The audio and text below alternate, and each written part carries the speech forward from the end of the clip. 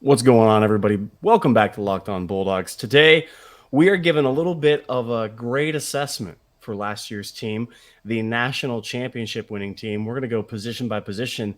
And first up in the docket, Daniel, is what we have called and what we stand on. Yeah.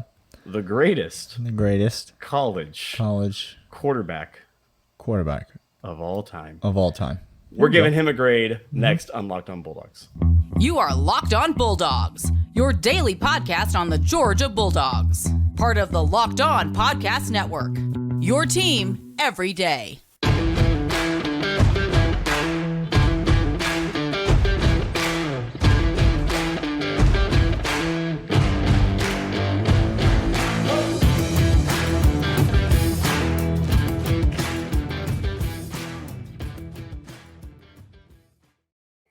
What is up, everybody? Welcome back to the Locked On Bulldogs podcast. I am Daniel, and he is Clint. We don't have names today on the YouTube. I'm not sure what that's about, but today's episode is brought to you by FanDuel Sportsbook.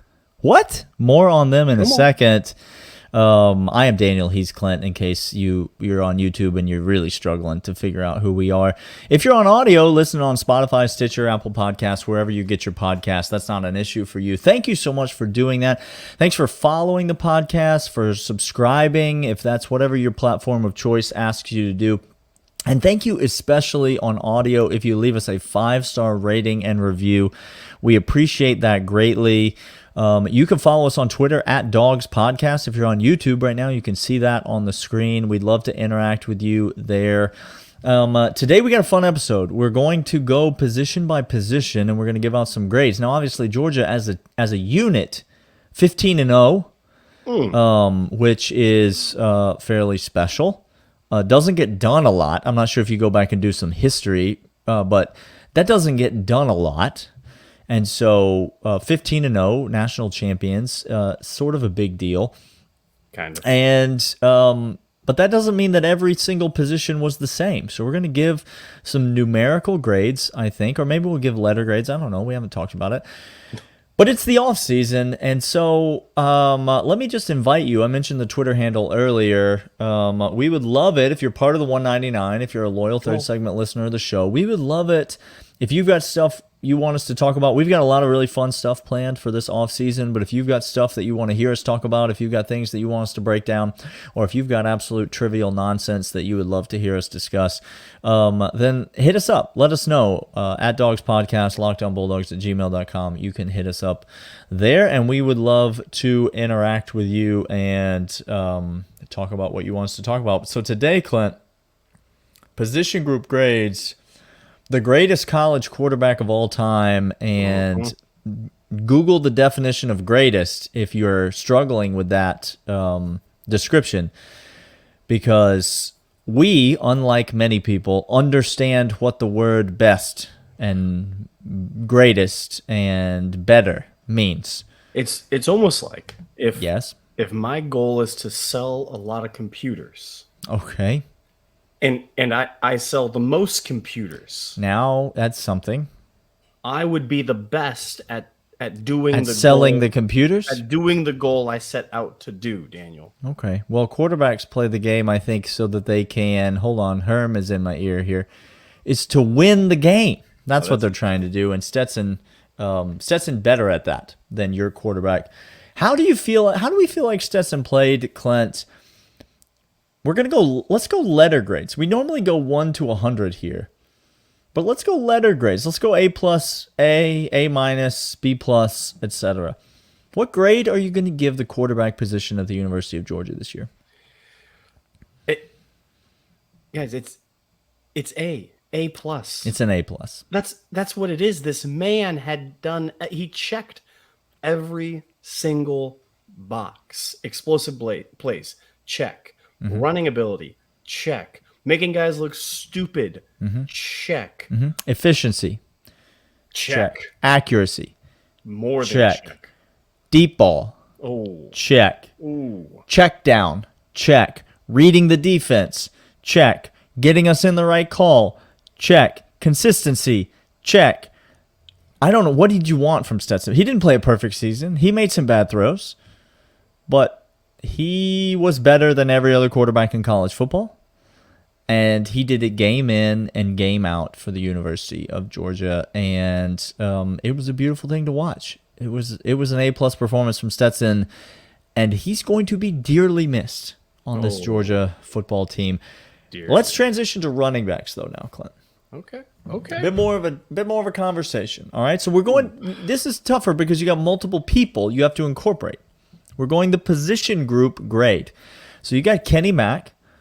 All right. You've got Daijun Edwards. Mm-hmm. You've got Kendall Milton, who was off and on injured, and then you've got the young man Branson Robinson, the young stud, coming in there. I got you. Ooh, I need a moment here. Well, shake out the shoulders there. What do you think about the grade for these running backs this year? I think the range on this grade, you could tell me anywhere between C plus and C A minus. You'll shoot your eye out. C plus, C plus or A minus, and I could believe you. Here's why: if you take out if you're taking out Kenny Mack's passing ability in the game, which you shouldn't, like you should pass catching ability. No, you should not. You should not. Then I could see some problem. That the running backs at times felt a little sluggish. It felt like they were just kind of mixing through oatmeal at times. There wasn't that huge breakout until Kendall Milton got that over 50-yarder a couple of times. Like that happened later in the season, but to begin the season, it felt more or less trying to get in a rhythm. I'm going to land with a B plus, Daniel.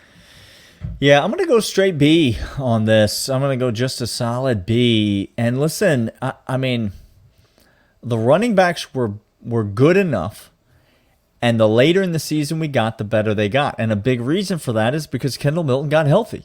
Kendall Milton is a big part of this attack. It's one of the reasons that he is a significant piece returning to the University of Georgia this coming season, because if he stays healthy and he's 100% go for the full season, you're going to see big things out of Kendall Milton next year.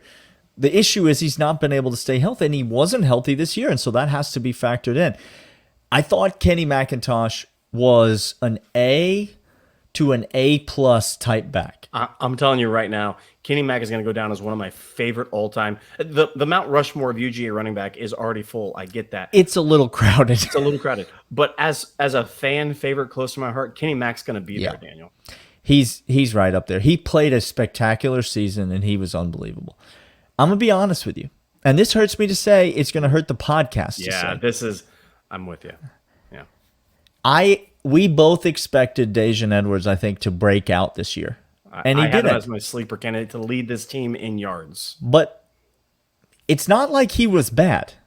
Let me just be clear. The floor of Daijun Edwards is pretty good. The problem is that Daijun Edwards this year was pretty good. And that's about it. That's it.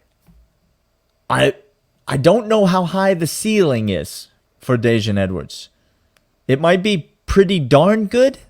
Maybe he fluctuates between pretty good and pretty darn good, but I don't know that we're getting that much more out of him. No. I think a guy like Branson Robinson has got a chance next year with Kendall Milton to really establish a 1-2 punch in the backfield. And by punch, I mean semi-truck hitting you in the mouth hole. That's what's going to happen. You faking an injury. It won't be fake. Won't be fake. Nope, that's real. It's real injury. You didn't know your sternum could be bruised until he hit you. Lord. Own a trampoline as a child, and you'll know your sternum could be bruised. Oh, my gosh. That feeling of that first time when you don't know if you're ever going to breathe again. No, it's tough. Ooh, it's real tough. Hey, we're going to come back after this, but first, I'll tell you about FanDuel. FanDuel is new to the podcast. We're so glad to have them here. FanDuel, welcome to the podcast. Hey, NFL playoffs are here. We're excited about our brand new sports betting partner on Locked On because they're the number one sports book in America. I don't know if you understand that. In America. They're the number one. And if you're new to FanDuel, that's even better. They have so many great features to make betting on sports fun and easy. New customers join today and get, $150 in free bets guaranteed when you place your first $5 bet. You just have to use the sign-up bonus, FanDuel.com/locked on. Right here. I'm sorry. Let's clarify. I place a $5 bet. And then I get yes $150 in free bets. You go to San Francisco, whatever they give you on that line for the NFC Championship, you take them points. Well, you're gonna get a few of them. You're gonna get a few of them. You take them, and you're gonna get that 150 right now over at FanDuel.com/locked on for $5 bet gets you $150 for free, win or lose. FanDuel.com/locked on.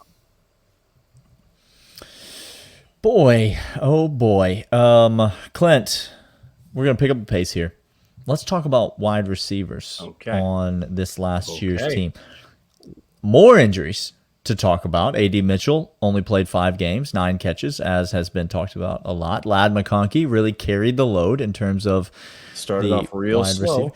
Started off, had the dropsies early on in the season. People forget, like, it's been a long season, y'all. It has been a long season. Dylan Bell sighting a lot early in the year. Got us all sorts of excited. Next year, I'm still all sorts of excited about old Dylan Bell. Marcus Rosemary played a significant amount. Arian Smith played, here and there a little bit. What are we grading out the wide receiver position at the University of Georgia? This is so hard because a lot of this is a reciprocal understanding of who Stetson Bennett is at quarterback. He threw a lot of these guys open. If you're talking receiver groups, you're talking also tight ends and Brock Bowers and Big O, what they do to the passing game. If you're just talking about outside threats, it's very, very difficult. And so just like the running backs, if within this system, I'm talking Arian Smith getting a couple of huge, deep shots in which he did perform on, but it wasn't consistent. And Rosemary, he, again, not consistent on it. I think, but by and large, including AD's performance last year and what they were able to do, I think I have to give this wide receiver group, who at moments they were in position where Stetson needed them to be, which is saying something. I think I'm going to give him an A- for this year's team, Daniel. Oh, wow. Yeah. I think higher grade than the running backs. I think they had a higher grade than the running backs, yes. I've also got them a little bit higher than the running backs, but I got them at a B+. I gave the running backs a B. I got the wide receivers at a B+. I don't put them in that A category. I don't think there was enough consistency throughout the entire season. Ladd McConkey really did establish himself and come on late, and that was huge for Georgia. Marcus Rosemary was steady, and he was good. He was better than we've seen, and he was consistent, and he was steady, and he was good. Kearis Jackson, a name I didn't mention, didn't get a ton of touches, but he was reliable when he did get his number called. Reliable. And when A.D. Mitchell was healthy, obviously he was very good in the targets that he did get. You didn't see enough flash, and you didn't see enough consistent production out of the unit. Now, I know there were passing yards aplenty to be had, but still, I'm going to give that unit a B+. But let's transition over to the tight end unit, Clint. Okay. And this is now let me just say this right up front. Brock Bowers, fewer yards than he had last season as a sophomore, as a freshman. Darnell Washington, people still didn't feel like he was utilized nearly enough in the passing game, and that is understandable. He's a big freakish target. He had that catch against Oregon in the first game, and you thought, oh, this is the year. Brock Bowers is just about to light the world on fire in terms of stats.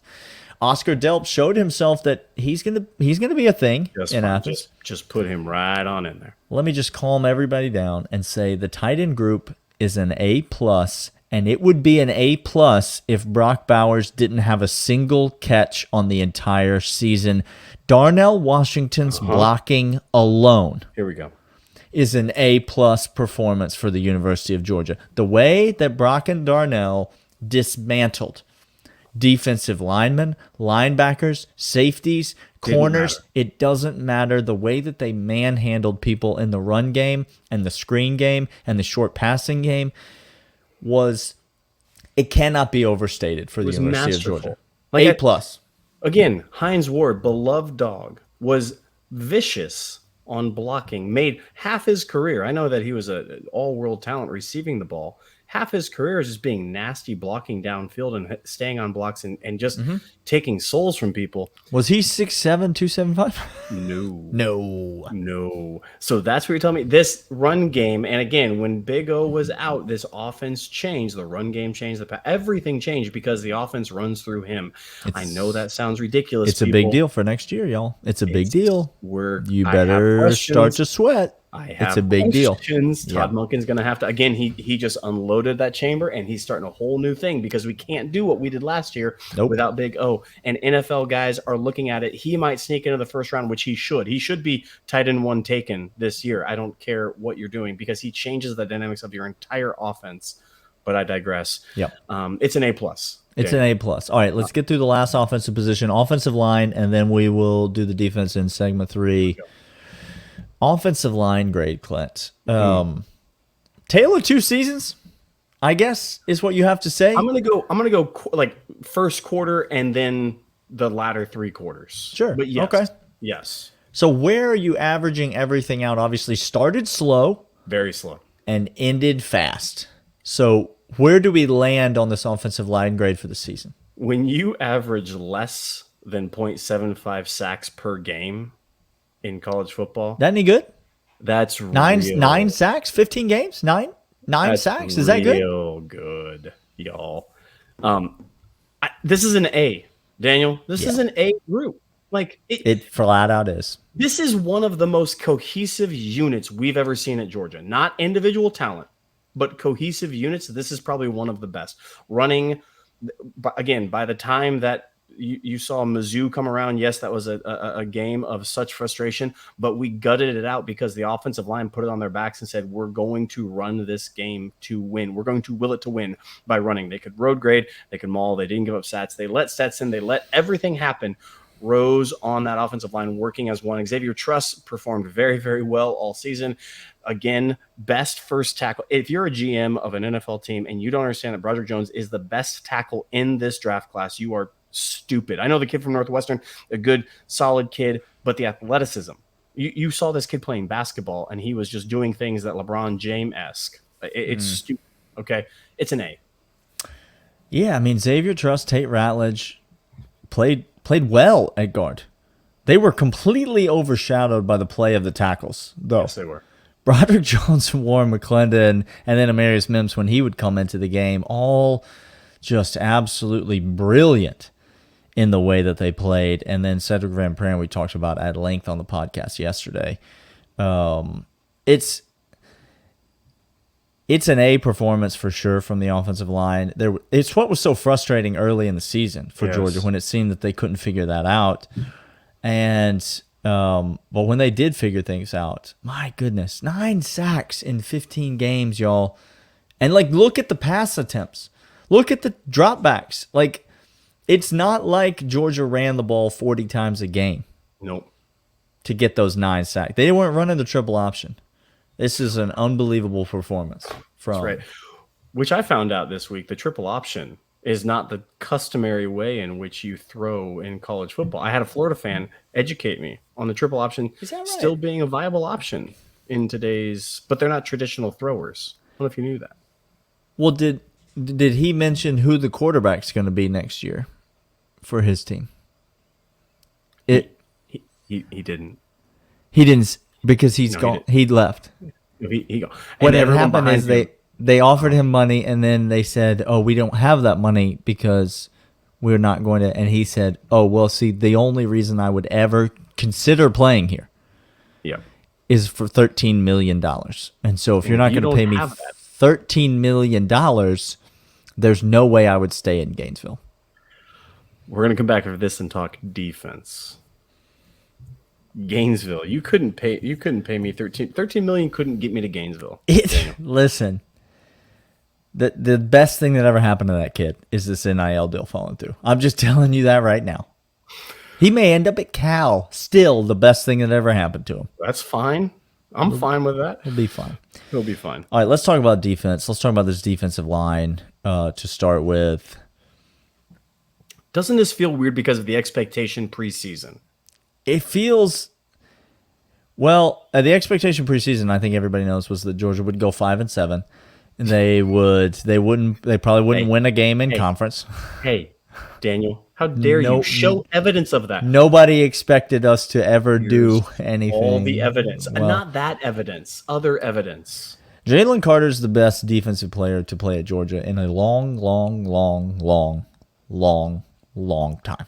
You mispronounced ever. Well, I just didn't want to come out trolling that early on a Tuesday. Okay, well, but here we are. The defensive line as a whole was exceptional this year. There's no other way to say it. They were exceptional this year. Did they pressure the quarterback? Yes, they did. Did they stop the run? Yes, they did. That's in the SEC. Did they control the line of scrimmage? Yes, they did. What does a defensive line do, Clint? That. Oh, it's that. That's what they do.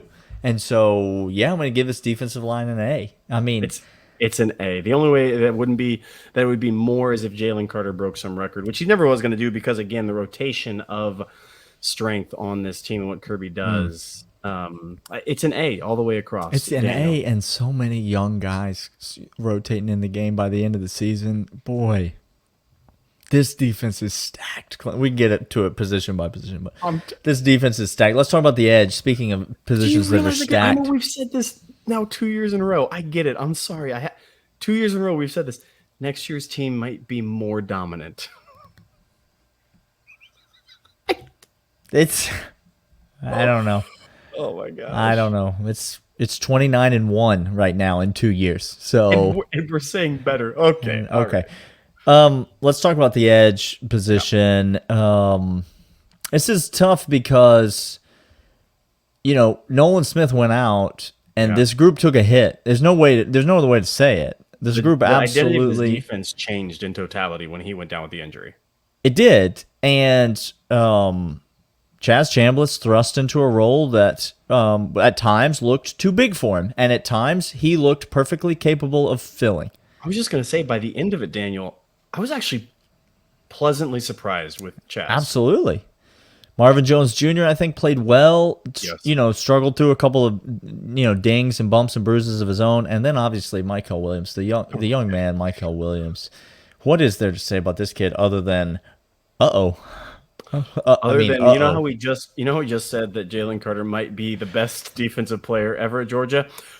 Come back in a year because we may have an update. We may have updated the Excel spreadsheet here. I'm going to give the edge position an A-, a B+. I'm going to give him a B+ for this year. And I think the Nolan Smith injury is a large factor in that. I am harder on defensive players and harder on defense. I'm just harder on them. I played on the defensive side. It's a B+, and it's because Nolan did go down with the injury. I would have liked to see more pressure from the upperclassmen, more development there. Robert Beal was really a disappointment this year, which is a shame to say. Thought Robert Beal was going to be a guy that was going to play himself into a higher draft pick. I did as well, but just wasn't there for him. No, wasn't there. So B+ as well. Let's go inside backers, off-ball backers is what some call them, inside backers. Daniel, these are two blokes that just ball. JDJ, Smile Mondin. I'm going to throw Jalen Walker in there late in the season. He certainly came in and filled a role. Sometimes he was out on the edge. He's now transferred, but he was in that mix. Yeah, Tresman, absolutely. Ryan Davis, absolutely in that mix. Saw a lot of him this year. This is an A position for me, and it's the position everyone was up in arms about coming into the season, us included. Kirby tried to tell us, Daniel. But JDJ and Smile Mondin are two exceptional football players, Clint. They're very good at playing football. Next year's group. And again, they're both back. SVP being the anchor of that offensive line. I'm here to tell you that on blitz packages, man coverage, assignments, we have both our starting inside linebackers back. It's scary as all get out what this inside backer group is going to look like next year. JDJ is going to he gonna mess somebody's family tree up real bad. Real bad. This is like a bigger, stronger Monty Rice. I'm sorry. Is who this is. just And we more love Monty, physical. right? That's weird because the thing that excelled in Monty's game was now we're getting somewhere. physicality. Yeah. Okay. Yeah. Back in, Daniel, defensive backs, safeties, and cornerbacks. How do you rate this group? Safeties, I'm Yeah, gonna let's go. safeties I'm gonna go first. safeties. I'm gonna go A minus, Okay. and it's an A plus from Christopher Smith, and a B from and it's like an half the time it's an A plus from Malachi Starks, and half the time it's a C minus from Malachi Starks. There's two weighted systems. There's the weighted system of the whole class that Christopher Smith brings up, and then there's the weighted of your own work. And so Malachi. So Malachi averages out to a B. Christopher Smith's an A plus. I'm going to give this group an A minus. And then corners, I'm going to go. It's such a weird group to rate. I'm going to go B plus on corners. And I think Keeley underperformed our expectations. And I think Kamari Lassiter outperformed our expectations. And I think overall it averaged out to a pretty solid group. The back end was not the strength of this defense. Everyone thought it was going to be. The back end was not the strength of this defense. Front seven, once again, was the strength of this unit, even after losing every single one of the starters to the NFL. The front seven, again, was the strength of this unit, but the back end was just fine. There was nothing wrong with them. Nothing wrong with the back end. They were fine. It is really weird. You give me the pair. If we're doing NBA Jam session, Yep. We have Malachi Starks and Keely Ringo, and then Christopher Smith and Kamari Lassiter. Christopher Smith and Kamari Lassiter, 99 out of 100 times. And that's really bizarre because the most talented, Keely Ringo, on the other side, did not perform well. And if he goes out and balls It's in the the NFL, Sean Kemp, Gary Payton combo. that was beautiful. It's the Alonzo Mourning, Larry Williams, Charlotte Hornet. That Charlotte Hornet, that was a weird, because every once in a while, Boy, I love playing with that that was team. fantastic. I love playing with that team. Look, Kamari Lassiter he has already, I think, played himself into a first round grade. He coming back? Is that? Oh, he back. He coming back. Christopher Smith is, I believe, the best safety in this class. Don't look at size stuff with him, please. And just let him fall, and he'll be fine. He'll be just fine. He'll be fine. Jamari called. Jamari Sawyer called, and he said, "It don't matter." Ask A Bear what he thinks about my protection. This defensive back group, I'm going to give him a B plus because, and it's unfair. Maybe I just had very sky high expectations. If Keely Ringo goes off and balls in the NFL, I'm not going to be shocked, but I'm also going to be pissed that he didn't ball well at Georgia. And so, not shocked. But he did ball in the most important moment in the history of the University of Georgia in a football game. To be clear, which is why the greatest play I've ever seen in person in my entire life. So let the record show I'm a Keely Ringo fan. Yes, I and have not will be forever. I have not slandered Keely Ringo. I just said if he balled because I'm going to be able to see. No, that was actually I've never seen. Daniel is not what you would call an intimidating force by any stretch of the imagination. Now, some would disagree with this assessment. That man could have ran through 10 stacks of Spartan warriors when that pick happened. I've never seen. He just turned Terminator status. It was fantastic. A lot of years of pent up hostility coming out. Listen, all in all, I'd give the Georgia team an A+, 15-0. I think Coach Kirby Smart, you want to grade him? Oh, please stay forever. That's the grade. I will give you whatever you want. That's an open offer. All right. This has been the Lockdown Bulldogs podcast. Clint's just compromised himself to Kirby Smart, and we will be back tomorrow with lots more University of Georgia talk, and we'll see y'all then. See ya.